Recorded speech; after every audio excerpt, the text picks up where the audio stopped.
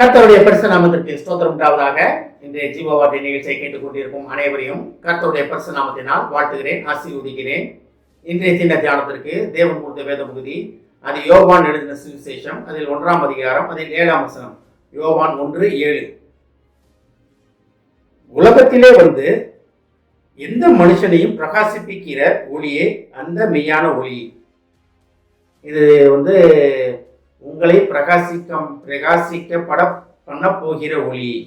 இன்றைய தினம் தேவன் உங்கள்கிட்ட சொல்ல ஆசைப்படுகிற ஒரு காரியம் என்னவென்றால், நீங்கள் பிரகாசமடைய போறீங்க, உலகத்துக்கு ஒளியாக இருக்க போறீங்க. இந்த வசனம் வந்து பார்த்தீங்கன்னா ஏசாயா தீர்க்க தரிசனமாக சொல்லப்பட்ட வார்த்தை. தீர்க்க தரிசனம் சொல்லப்பட்ட வார்த்தைகள் எல்லாமே நிறைவேறி வருகிறத பார்க்கலாம். அப்ப எழும்பி பிரகாசி உன் ஒளி வந்தது, கர்த்தருடைய மகிமை உண்மையில் உதித்தது என்று ஏசாயால படிக்கிறோம். நம்ம அந்த ஒளி தான் இது.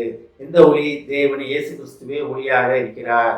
அவர் தான் ஒளி. அவரில் எவ்வளவும் இருளே இல்லைன்னு நம்ம வேதத்தில் படிக்கிறோம். அப்பேற்பட்ட ஒளியான தேவன் உங்களிடத்தில் வந்து இருக்கிறார். உங்களிடத்தில் வந்து உங்களுக்குள்ளே வாசம் பண்ணி கொண்டு இருக்கிறார். அப்ப நீங்க எப்படி இருக்கணும்?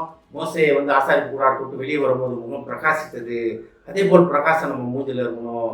நம்ம மூஞ்சில வந்து ஒருவேளை அந்த காலத்துல அப்படி இருந்த பிரகாசம் இன்னைக்கு இல்லாம இருக்கலாம். ஆனா நீங்க ஒரு சிலவங்களை பார்த்தோன்னே தெரியும், இவங்க தேவ மனிதர்கள்னு தெரியும் உங்களுக்கு. நீங்க அவங்க வந்து சொல்ல தேவையில்லை, உங்களை பார்த்தோன்னே நமக்கு தெரியும் இவங்க உண்மையான இருக்கவங்க, இவங்க தேவ மனிதர்கள், இவங்க நல்லவங்க. பேச பார்த்தோன்னே தெரியும், கண்ணப்பா அவங்க மூஞ்ச பார்த்தோன்னே கண்டுபிடிச்சிடலாம். அதே ஒளி. அப்ப தேவ ஒளி உங்களிடத்தில் இருக்கிறது. அதான் பாருங்க, எந்த மனுஷனையும் பிரகாசிப்பிக்கிற எந்த மனுஷனும்.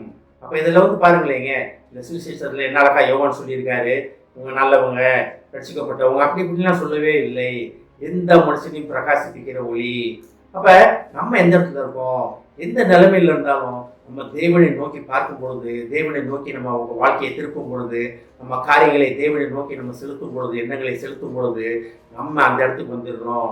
எந்த மனுஷனையும், அப்ப தேவனை தேடுகிற எந்த மனுஷனையும், நீங்க பாட்டு உலகத்துக்குள்ளே இருப்பீங்க, நான் தான் அந்த ஒளியை மேல வந்துடும் அப்படின்னு நினைச்சீங்கன்னா அது நடக்காது.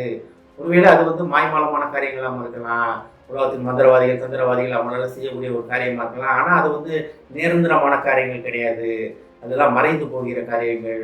ஆனா இன்றைக்கு நம்ம தேவனிடத்தில் நம்மளை ஒப்புவிக்கிறோமோ, என்றைக்கு நம்ம தேவனை தேடுகிறோமோ, அதுதான் எந்த மனுஷனையும், தேவனை தேடுகிற எந்த மனுஷனையும், அதுல அவர் எழுதலாத தேவனை தேடுகிற எந்த மனுஷனையும் பிரகாசிப்பிக்கிற மெய்யான ஒளி. அப்ப தேவன் காத்து கொண்டிருக்கிறார். தேவன் நமக்குள்ளே வாசம் பண்ணுகிற தேவன், அதை உணர்வதற்காக காத்து கொண்டிருக்கிறார். நம்ம எந்த இடத்துல இருக்கோம்? தேவனை நம்ம காத்திருக்க வைக்கிறோமா? நம்ம அதை எப்படி செய்யலாம்? நம்ம தேவனுக்காக காத்திருக்கலாம், உண்மைதான். ஆனா தேவன் நமக்காக காத்திருக்கிறார். எப்பேற்பட்ட ஒரு கான்ட்ராஸ்ட் பாருங்களேங்க. சர்வ உலகத்தையும் படைத்து நம்மளை பேர் சொல்லி அழைத்த தேவன் நமக்காக காத்து கொண்டு இருக்கிறார்.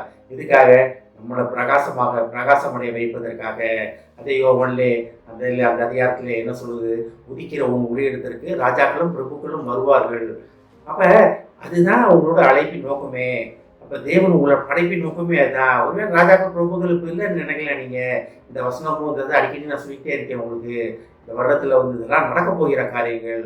உங்களிடத்தில் உலகத்தின் அதிகாரிகள் வரப்போறாங்க, உலகத்தின் அரசியல்வாதிகள் உங்களை தேடி வரப்போறாங்க. இதுக்கு உங்கள்கிட்ட ஆலோசனை பெறுவதற்காக, என்ன செய்யணும், எப்படி செய்யணும், என்ன செய்யக்கூடாதுன்னு ஆலோசனை பெறுவதற்காக.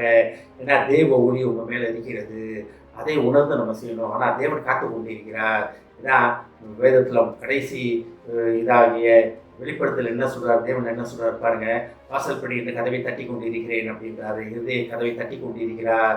நம்ம இருதயத்தை திறந்து தேவன் வாசம் பண்ணுவதை நம்ம உணர்ந்து அதை அலோவ் பண்ணும் பொழுது நீங்க பிரகாசமடைய போறீங்க. தேவ ஒளி உங்களிடத்திலிருந்து வெளிப்பட போகிறது. தேவ ஒளி உங்களிடம் வெளிப்பட போகிறதுனா தேவனோட கிருபை காட்ட அவர் வல்லமை உங்கள் மூலமாக வெளிப்பட போகிறது.